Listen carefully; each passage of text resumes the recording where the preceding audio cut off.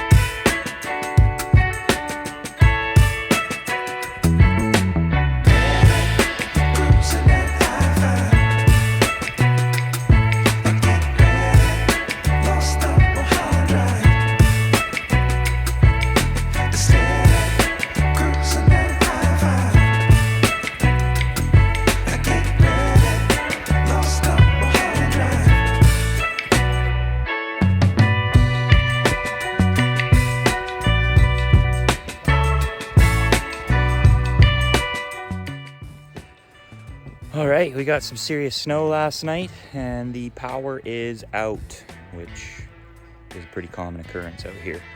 I'll show you what we got going on so we can live comfortably with no power. So right behind me, we've got our little Honda generator.